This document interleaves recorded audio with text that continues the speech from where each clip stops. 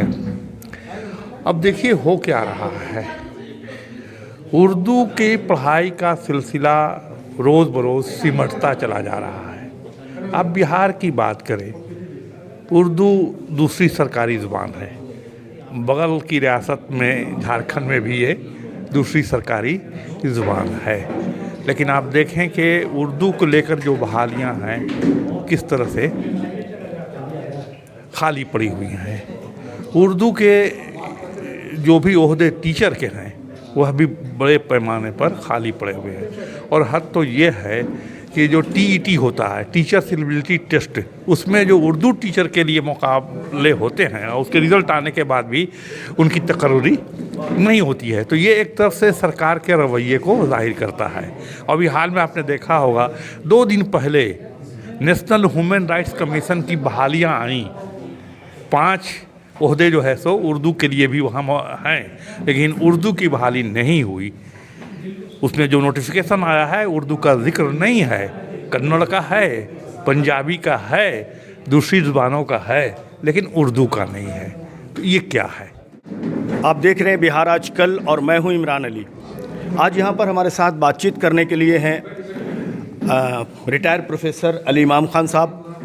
उर्दू के ताल्लुक़ से हम जानेंगे कि उर्दू की हालत जो दिनों दिन कमज़ोर हो रही है, उर्दू ज़बान बोलने वाले लिखने वाले उनमें कमी आ रही है।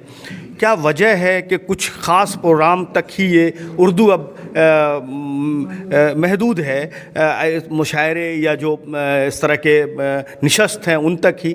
हम जानना चाहेंगे आज जो प्रोग्राम है यहाँ पर इसके ताल्लुक़ से, और उर्दू के फ़रोग़ में क्या होना चाहिए, कि किस तरह की चीज़ें होनी चाहिए, क्या सुधार की ज़रूरत है। और जो उर्दू को लेकर जो शिकायतें की जाती हैं, सरकार जो जिस तरह से उर्दू के ताईं उर्दू को नज़रअंदाज करती है, तो इन तमाम बातों पर हम बात करते हैं। सर, आपका इस्तकबाल है बिहार आजकल में।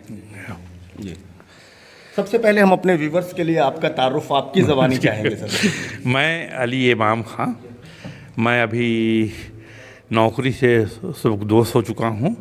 वैसे मैंने यूनिवर्सिटी और विनोबा भावे यूनिवर्सिटी में जो है सो तकरीबन 42 वर्षों तक काम किया, और इसी दौरान 22 वर्ष से ज़्यादा 6 कॉलेज में प्रिंसिपल के ओहदे पर भी रहा और तालीमी सरगर्मियों में रहा। बल्कि मैं तो जो NAAC के ज़रिया यूनिवर्सिटी और कॉलेज का एक्रीडिटेशन होता है उसके जो है सो आपके SSF पैनल पे हूँ, आज भी हूँ।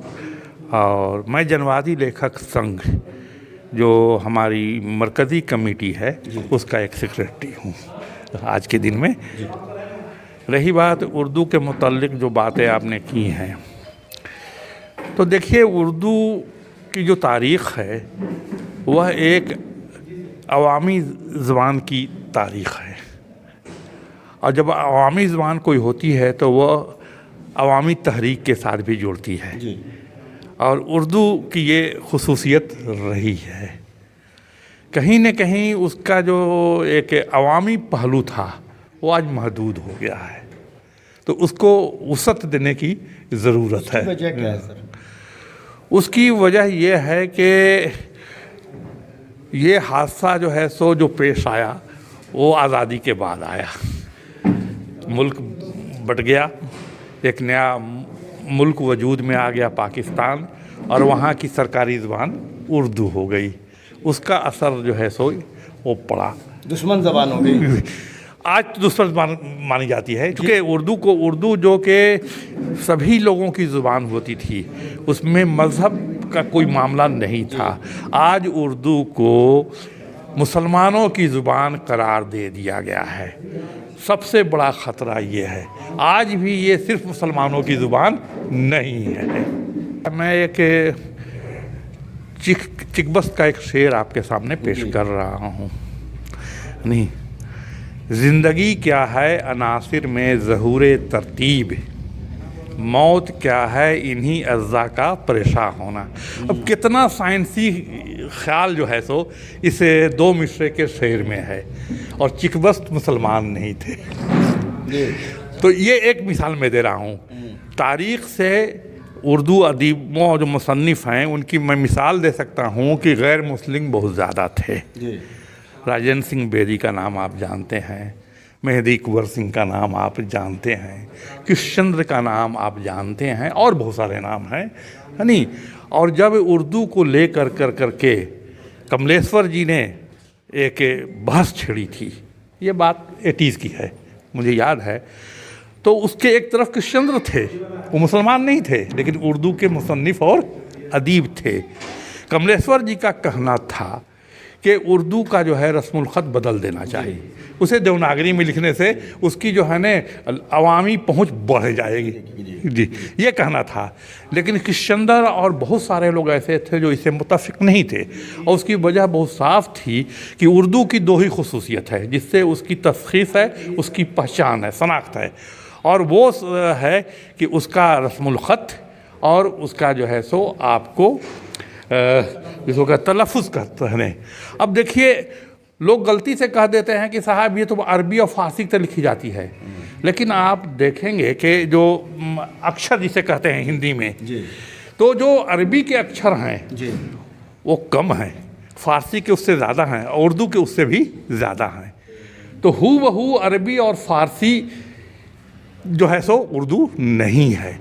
اردو ہندوستان میں پیدا ہوئی, یہیں نسما پائی, اور یہیں سے پوری دنیا میں پھیلی ہے, اور اس کی اپنی ایک خاص پہچان رہی ہے. اور خاص کر کے اردو کے تلفظ میں جو بات ہے اور جو اسی رسم الخط سے آ سکتا ہے وہ اس کا جو ہے صوتی انداز, اس کی جو آواز ہے, نہیں اس کی جو آواز ہے. اب آپ دیکھیے اردو میں کتنے, ہندی میں ایک ج ہے, اردو میں کتنے ہیں, 4-5 مل جائیں گے آپ کو.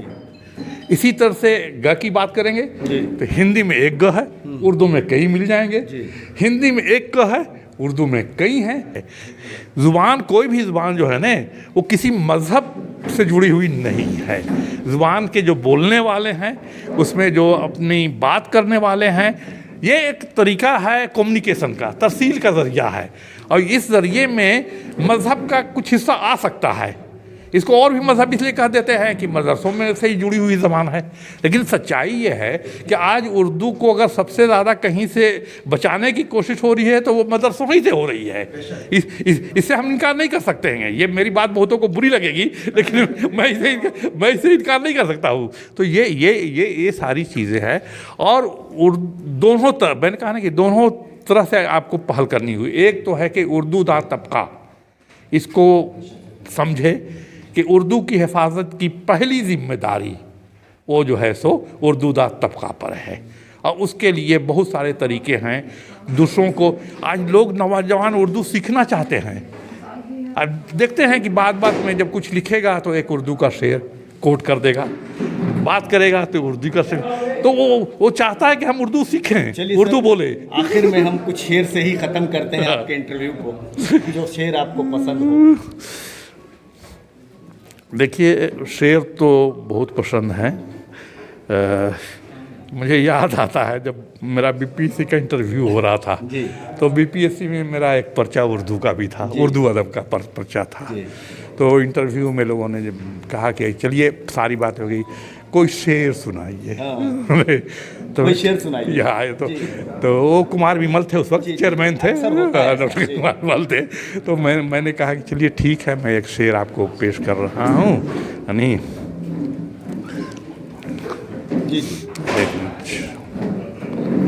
ستارے خاموش ہیں, رات لٹ چھٹکائے سوتی ہے. ستارے خاموش ہیں, رات لٹ چھٹکائے سوتی ہی ہے. دبے پاؤں آ کر یہ کس نے خواب زندگی چھیڑا, دبے پاؤں آ کے یہ کس نے خواب زندگی چھیڑا. بہت شکریہ سر ہم سے بات کرنے کے لیے.